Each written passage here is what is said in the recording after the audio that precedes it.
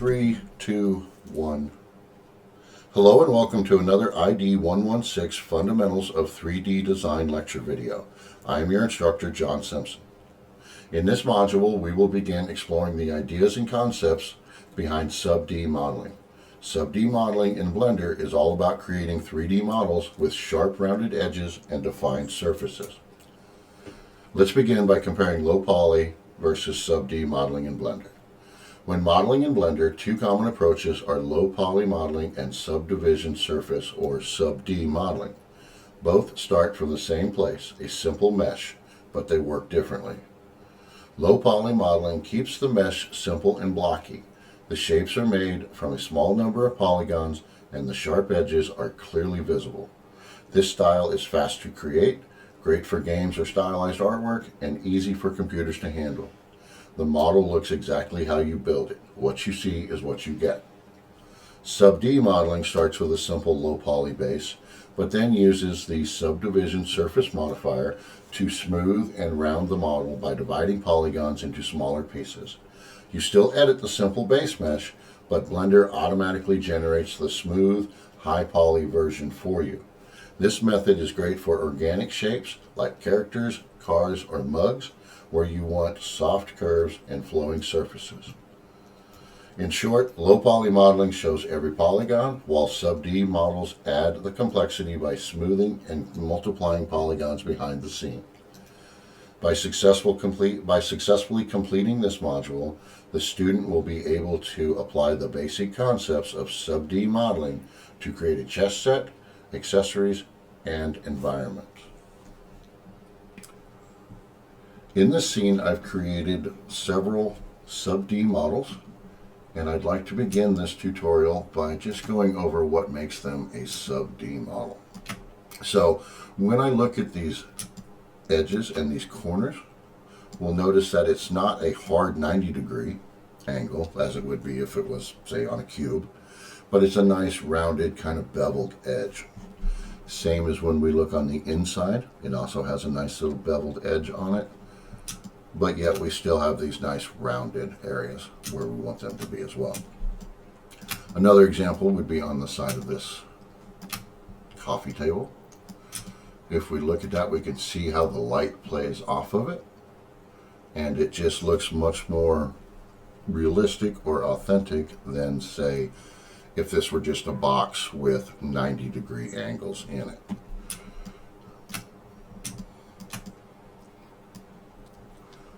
Take a look at the coffee cup real quick. We can just again see those nice little rounded edges.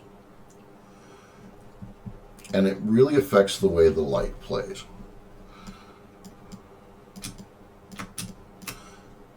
One thing that is very useful when working in or when creating sub-D models is in our shaded mode, under the drop down, we can go to matte cap, and there are a number of different materials that we can apply that really do a good job of highlighting where the reflections will be and highlighting if there's any deformations or pinches or anything in our mesh.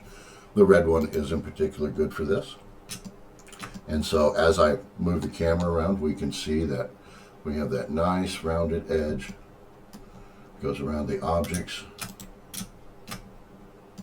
and really reflects the light in a very nice way. All right. Before we begin modeling something intentional, let's take a few moments and see how the subdivision surface modifier affects our models. We'll begin with a plane. To add the sub-D modifier, we simply go to Add Modifier, type in Sub, and Subdivision Subsurface will come up. Now, what has happened here, as we can see, it's no longer a plane. If we look at the modifier itself, we have a couple of different modes. We have Cat Mall Clark, which is more advanced and is going to result in this type of rounding off, but we also have Simple, which is not going to do much to the plane, but we might look at it on a cube. Now, generally, Cat Mall Clark is the one that I want. We have the levels applied in the viewport, and we also have the levels applied in the render view when we actually render the image. For every level that I apply, it is going to take however many polygons are in my model, and it's going to split them. So let me show you what that means. I'm currently showing one level in the viewport, and so when I hit tab to go into edit mode, we'll see that I still just have the one big polygon, but Blender has gone through and added a vertex here and here and split the polygon this way, and it has added a vertex here and here and split the polygon going this way. It then attempts to smooth between the points where the vertices are or the edges are. Hopefully this will make sense through this demonstration. This is kind of a high-level concept. But if I were to increase the number of levels, we'll see that it smooths it even more. So instead of taking the one polygon I had, it took the 4 that it has created, and now it has split those into, each one of those has been split into 4. So now I have 16 polygons, and so on. You want to be careful with your subdivision subsurface, especially if you're on a lower end machine. So keep them down, keep the iterations down. Find a balance between what you want your model to look like and what your machine can handle. A very important concept when sub-D modeling is that of the supporting edge. Currently in the viewport we are applying 2 levels of the subdivision surface. That means each one of our polygons has been split 4 into 4 2 times. So we currently have 16 polygons that Blender is creating for us here. And it is attempting to smooth between these 2 points. Now if I use my loop cut tool, Control R, I can add loop cuts. And go ahead and confirm those right there. I'm going to press S on my keyboard to scale, X so I only scale on the X-axis, and I'm going to pull these so that they become closer to the edges. We'll see that it had already tightened out a considerable amount.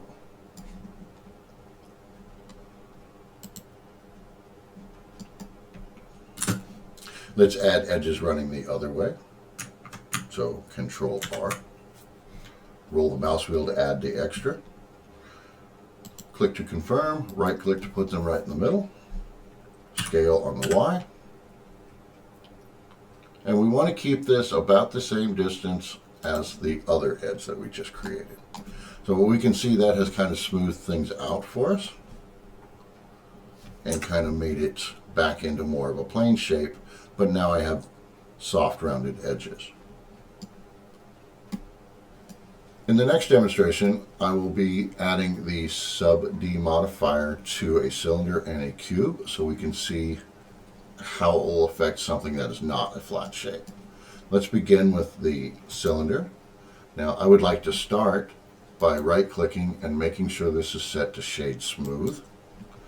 And right off the bat, we can see that shading smooth causes us all kinds of issues. We completely lose our edge on our cylinder, and overall it's just not what we want. In the next step, let's add the sub-D modifier. And we can see that without any supporting loops, it is going to attempt to smooth our cylinder into something almost ball-shaped. We can hit tab to go into edit mode. Let's begin by adding support loops on the Z-axis, so Control R for the loop cut tool. Scroll the mouse wheel. I'm going to go ahead and confirm those and right click to put them right in the middle. Already that has begun to help quite a bit. Let's scale these up on the Z.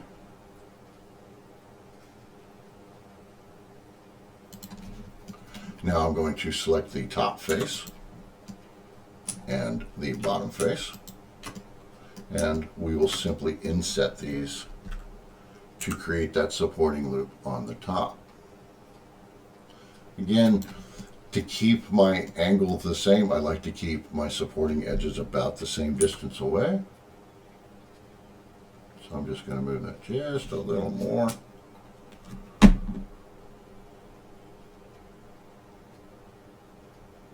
think that's okay.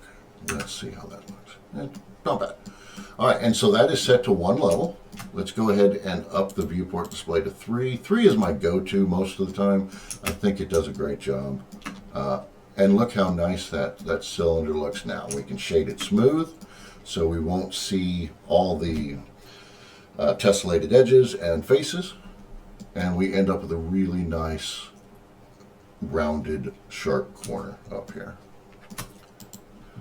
Let's go ahead and do the same for this cube. So we'll right-click it, say Shade Smooth. Again, when we shade an object smooth, that is not subdivision set up, then it's going to lose its edges. Go ahead and put the sub D on there. That is not what I wanted. There we are.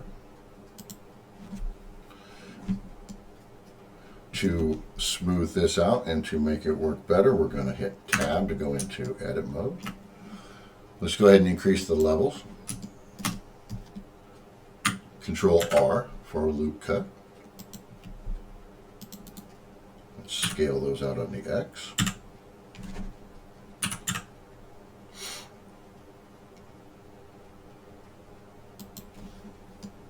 Oh, I did something wrong there. I'm not sure what I did. Okay, cool. All right. Let's go ahead and scale these on the X. Apparently hitting buttons I didn't realize I had hit. Control R for my loop cut tool. Let's go ahead and scale those on the Y. Again, trying to keep them even. And then we have one last one, which we will do on the Z axis.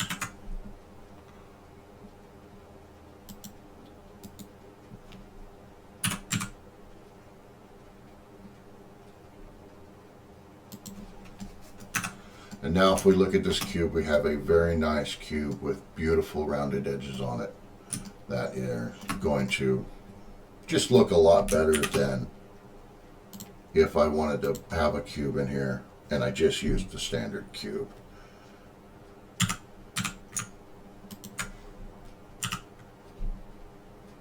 So if we put them side by side, it's easy to see the difference. It's easy to see why you would want to use sub-D modeling on your models. So in this section of the tutorial, I'm going to show you some techniques to add details to your models when they are sub-D. I think my cat waits till I start talking before he comes up and wants attention. Go away, buddy. See you in a minute. So I have created a both. You got me confused, cat. You're messing me up. In this part of the demonstration, I'm going to demonstrate some detailing techniques that you can use on your models to add more details. We'll begin by working in the low poly cylinder. And I'm going to select a number of faces here. I'm going to inset them. Now notice when I inset it, it went ahead and started to affect the top here as well. And I just inset it just a little bit. Now I will extrude these along their normals. So Alt-E, extrude along normals. Let's bring them out a little bit. And I've added a little embellishment there. Now that really has a lot of shading artifacts and just does not generally look very good. Even if I were to right click it, say shade flat, that looks a little better, but it is by no means a sub-D model. It's very low poly at this point. Shading it flat would be your really only option. Now with the cylinder that we have sub-D modified, I'm going to go ahead and tab into that, and I will add a very similar set of embellishments. So I'm going to begin by insetting them individually, and I'm just doing it just a little tiny bit. And the reason I'm doing it just a little tiny bit, I need to hold shift here, it's so quite sensitive. So holding shift will slow things down. But by creating this little inset, one thing that I've done is I've created a supporting edge to go around it. So that will help it be nice and rounded yet sharp. Let's Alt-E to extrude along normals. Now again, this time I'm only going to extrude them just a tiny little bit. And then I will extrude again along normals, Alt-E.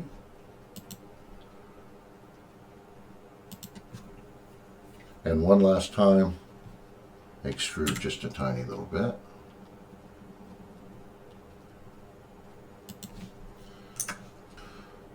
Now one thing that might bother you is when we extruded these out, they're not very square anymore, are they? They don't look much like the shape that they were extruded from. That comes down to our supporting edges. So to add some supporting edges, Control R. I'm going to go ahead and add two because I know I want one at the top, one at the bottom. I'm going to right click to put them right in the middle after confirming, and then I'm going to scale on the Z axis. Now bringing them up like this, that's going to go ahead and start making them look quite a bit better.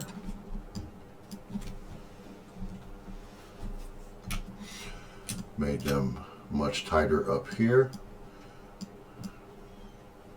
Let's go ahead and Control R again, and we'll do one for each of these.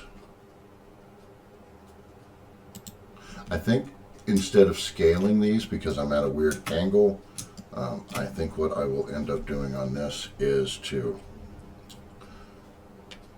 select this one, and then I'm going to GG. GG won't let me deviate from the edge that it's attached to.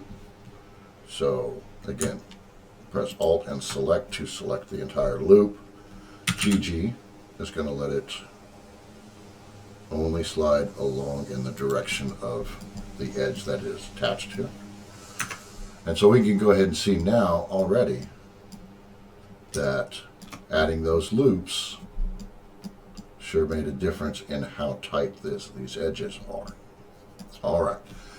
Now something else that I would be remiss to tell you is this edge you don't really need coming along here. So something that I would probably do is going to be to go around, and I'm going to select this edge. I'm going to use Control. Control will find the shortest path from the last thing you selected to the thing you're selecting. Very useful. So if I press Control, it goes from that last edge to the current edge in the shortest path possible. We're going to go ahead and take care of that, but I think we don't really necessarily need that edge, so I'll press X, and I'm going to say Dissolve Edges. Then, oh, it kind of broke something there, so I'm going to put that back. That's part of the game, I think. That's part of the way it's done. Sometimes you do something like remove edges or dissolve edges like that, and it breaks stuff. It's important that you pay attention to what you're doing so you notice when something like that happens. But with these techniques, you can really add some nice details to your models. That's got a little bit of an issue. I'm not exactly sure what it is, so I'm going to highlight this edge. Maybe we'll just drag it down a little bit. So, GG. Loosen it up. Yeah, see? Up there, it seems awful, but you bring it down just a little bit. Kind of seems to take care of the artifacts that I was seeing a little bit. Now, all of this extra smoothness and beautiful corners comes at a cost. So if I select my low poly cylinder, I can look up here and I have my statistics turned on. And so if you don't have this here, you can come over to viewport overlays and then tick the little box that says statistics. That will bring this up. Now with this cylinder selected, it tells me it is one of 133 objects. This object has 96 vertexes out of a total of 639,000 in the entire scene. If I select the Sub-D model, this model is made up of 25,000 verts as opposed to the 96 that this one's made with. There is a way to tighten up your edges without adding support loops, as we did here. Again, when I select this cube, we'll see that it is 3,488 or 458 vertices. When I select this cube, it is 8 vertices. So it does come at a cost. But if I wanted to add some smoothness to this, something I could do several ways would be to add, number one, just a simple bevel. A bevel is going to round off all your edges. You can determine the amount, so 0.01. You can determine the number of segments. So I did 3. And we'll go ahead and right click on this and say Shade Smooth. So that is a quick and easy way to get that nice rounded curve. You will see that it has gone up in vertices. You're up to 96 vertices now, as opposed to the 8 that we had to begin with. But that's a whole lot less than the 3,458 that is in this cube. Now, be aware, this cube is capable of much more detail than this cube is. There is another way to do it as well. If we get rid of the, did not mean to do that. This one. If we get rid of the bevel, we can go in and we can set the mean crease weight. And to do that first, though, we should probably go ahead and add our Sub-D.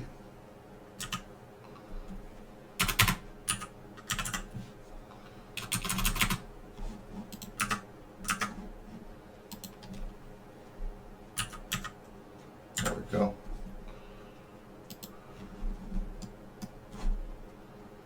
And we'll go ahead and bring up the levels a little bit. Now, instead of going in and adding my support loops like I did for this one, what we can do is we can increase the mean crease weight. We'll go ahead and bring it up to about, I think, 0.8.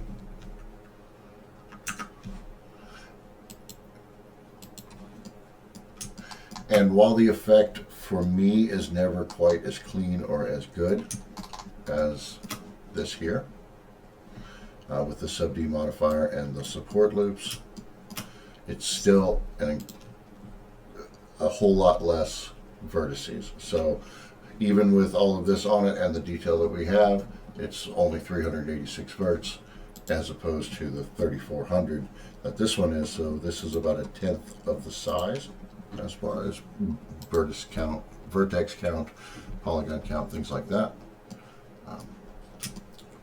So just know that doing this does come at a price. In this section of the video, I'm going to demonstrate how to bring in images to use for references. If you're going to model something that you want to look authentic, beginning with a reference is a great idea. So I went and found a few things that I feel like you will need, or something similar, to complete this assignment. First off, we're going to need some sort of table for our stuff to sit on, and so this is a good example of a Sub-D model. See that nice corner that we have going all the way around it? Good texture job on it. I'm not 100% sure that this is not a render, but it's a good one if it is. So this is a good example of a Sub-D model.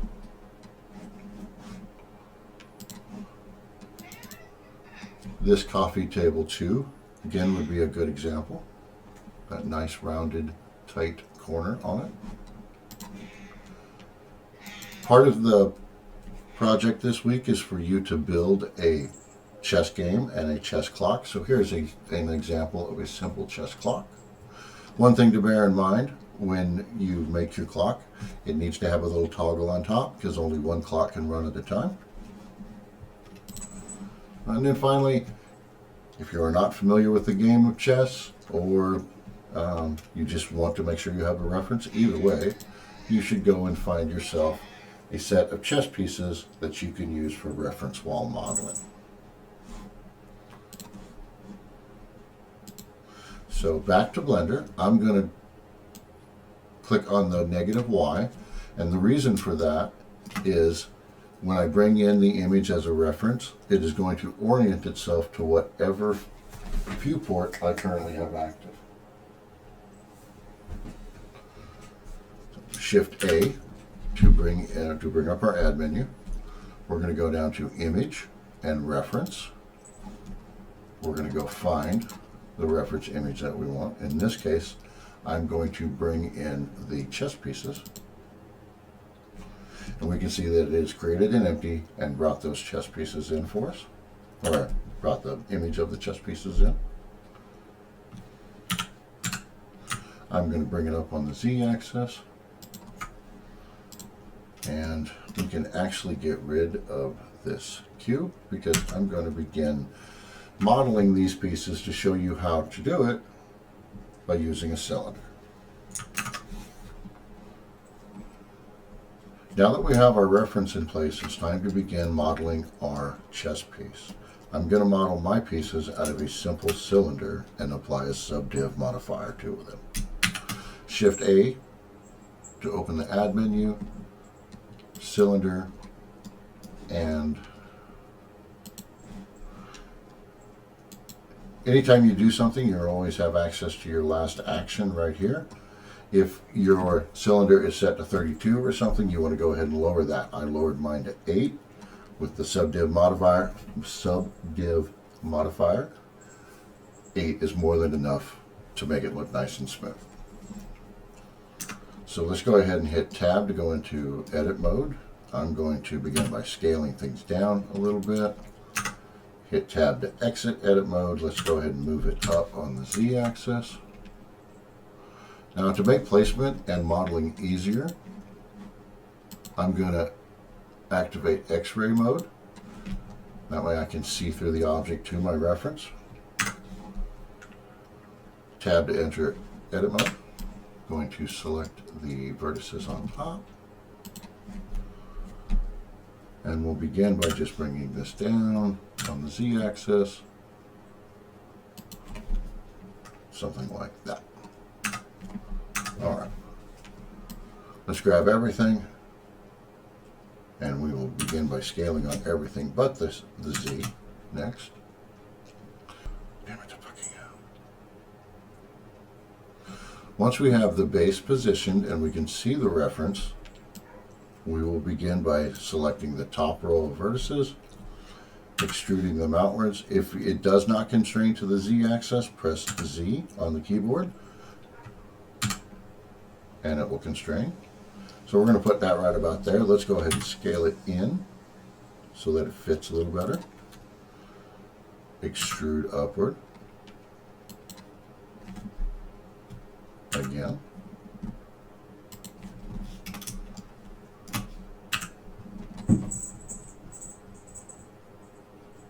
Extrude and scale.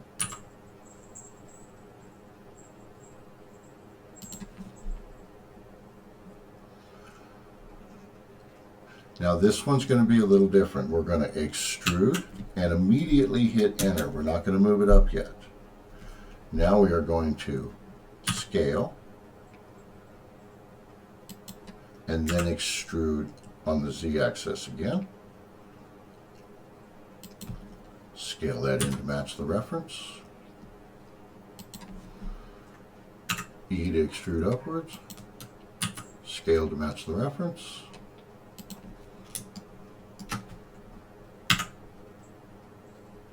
And we finish up right up top. Very good. Let's go ahead and toggle X-ray mode so we can see what we have a little better. And that's a pretty good start. All right. Let's apply our subdiv.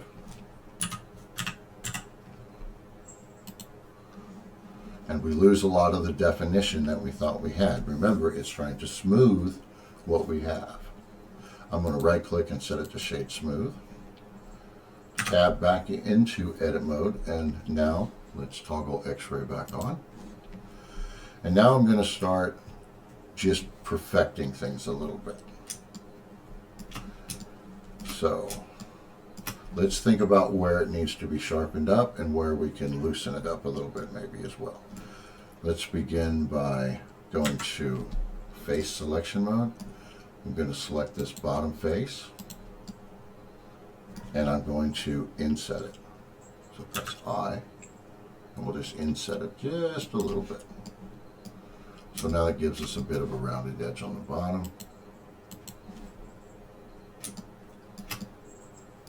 Now I would like this to be much more defined. So Control R for my loop tool, and I'm going to add 2 loops. Click to confirm, click again to set them in place. Scale Z, bring them up, and let's toggle out of X-ray mode and see how we're doing. Remember, we're only at 1 level. We're going to keep our levels low until we are finished. Keep it simple on ourselves. Now I'm just going to work my way up the model, adjusting and adding loops where I feel it needs to be tightened up or it needs to be loosened.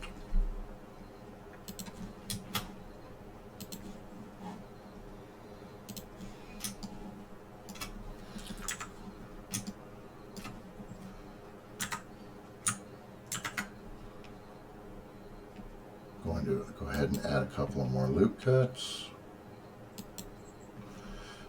Now for this one, I'm at an angle, and so I am going to change my orientation from global to local. And I think we'll do median point, and I think that will work.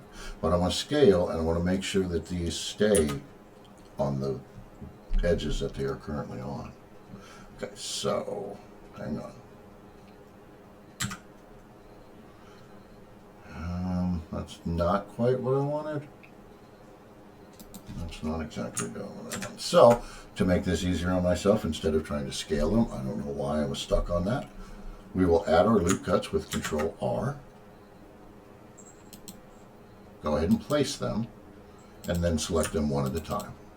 Now by pressing GG, I can slide it up the current edge, and I won't lose, it won't add any weird deformation. Let's go ahead and do it to the bottom one, GG. We'll slide that down. We'll just put that into place manually. Again, I always like to check my work, so I'm going to turn that off and see how that looks.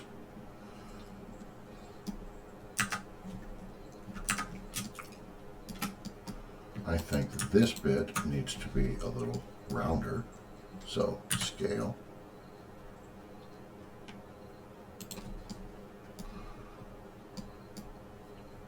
Let's start with 1 loop cut to tighten up the bottom.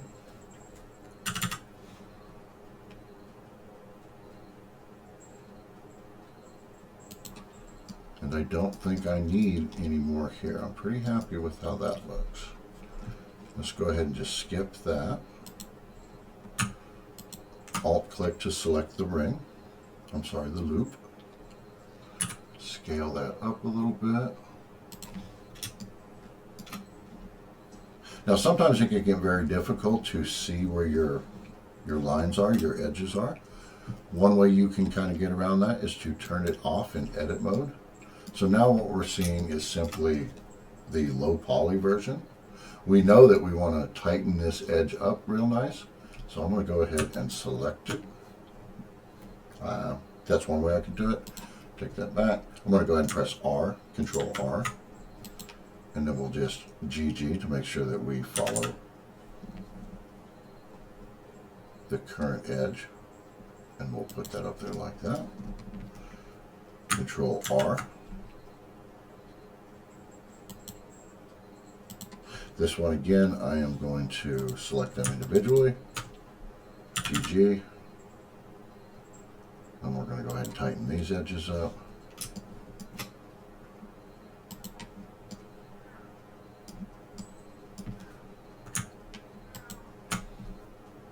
GG.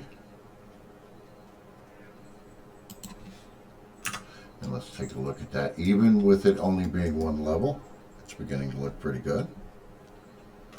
I need to kind of bring this in a little, don't I? It doesn't quite follow the curve here. So what we could do to do that would be to, again, just Control R. We're going to say GG. I'm sorry, I need to go ahead and confirm it. Now I can slide it down a little bit. And I think we're going to scale that in just a little bit. Now to really see what this is doing, I need to turn it back on in viewport so I can see it better. We'll just kind of scale. Maybe we'll GG up and then scale it down just a bit more. That's closer. It's not exactly right, but as you can see, this is something that takes practice as well as time. Again, we're just going to continue working our way up. Control R for a loop cut. Let's tighten this one up. Not too super tight up there. Control R. Control R. I don't know if y'all can hear my cat in the background, but he's very upset with me.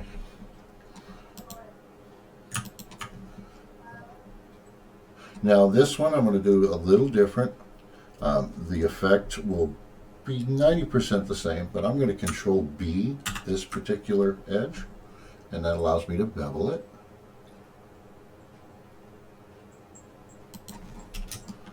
And to wrap things up, let's select that. Looks like it needs to be scaled a bit. And then let's inset.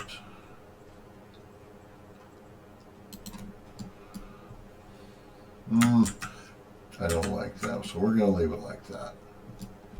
Maybe bring it down a little bit. GC. Go ahead and I'm going to Shift Z to go to wireframe mode. And I want to select all of those faces. Alright. And then we're just going to scale them up a little bit. I'm messing things up. I'm going to leave it alone. What I'm going to do. So let's get into shaded mode. So we can see that we're much closer to the shape that we originally wanted there. This could be adjusted some. Shift Z. I want to go into vertex selection mode. Maybe we'll bring this down a little bit. See now, when I hit G, I thought I was in an orthographic view, but I'm not. But if I hit Z, that's going to go ahead and constrain that to the correct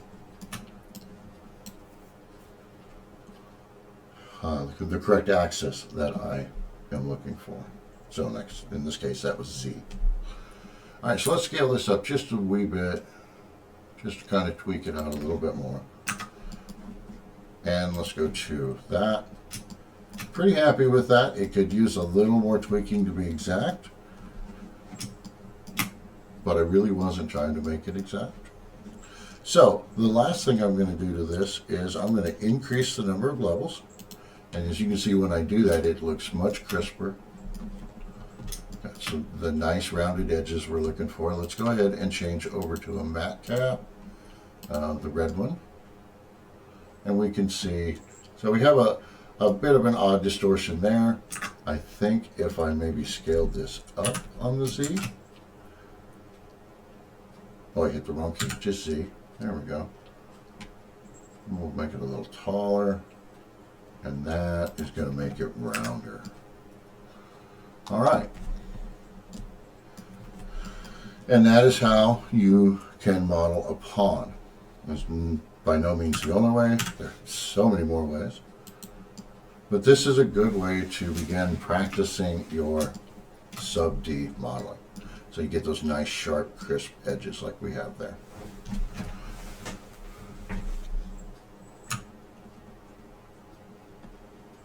All right, so that's it for our gentle introduction to sub-D modeling.